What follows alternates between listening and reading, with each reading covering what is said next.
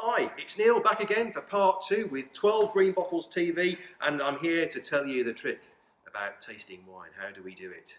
You know, when I first started tasting wine, back before I was working in the wine trade, people used to say, "Oh, this is fantastic," you know, and they'd be coming out with all these different flavours and aromas, and I had no idea what they were talking about. I just thought it tasted like white wine or red wine or whatever it was I was drinking. So, how do we do it? Well, it's really straightforward. You'll be pleased to hear. What I normally tell my customers to do is to get an apple. Sounds really strange, doesn't it? You get an apple and learn how to taste wine. But the lives that we have nowadays are so busy that we often don't take the time that we need to actually taste and enjoy our food in a mindful way. And if you want to recognise flavours and aromas in wine, then you have to be a bit more mindful about the way that you eat. So get an apple. Most people have got one in the house. Go and grab one now and take the apple and get it up close to your mouth and smell the skin of the apple. The skin has a very distinctive aroma.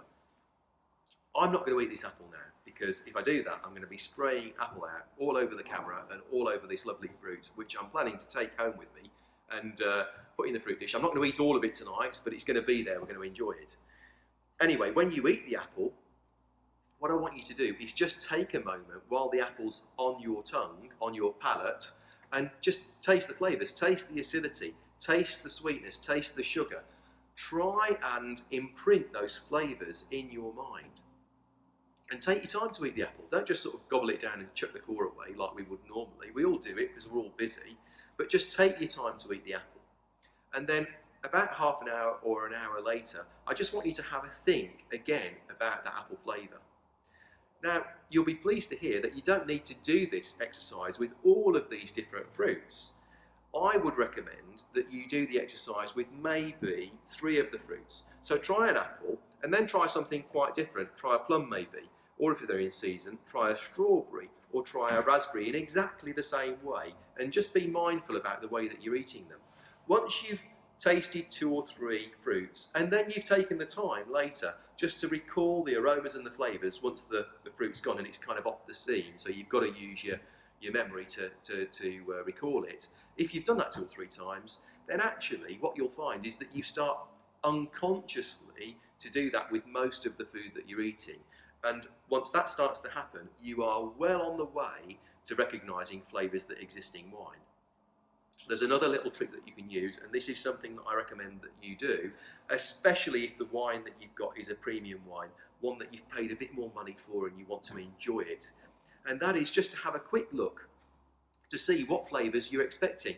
In part 1, I said that the Sauvignon Blanc from Marlborough would have a gooseberry aroma and flavour, and it would also have this cut grass, mown grass rather, or asparagus aroma and flavour. You can find out what the main flavours are for each grape variety and just make yourself aware of them beforehand. And you know, the real enjoyment in drinking wine, especially more expensive wine, is identifying those flavours, which are actually pretty straightforward to once you've done this little exercise that I've described here, and then finding the other flavours that perhaps you're not expecting, the secondary flavours or the tertiary or third flavours that you find with these better quality, higher quality wines. Anyway, guys and girls, thanks ever so much for taking the time to listen to me again.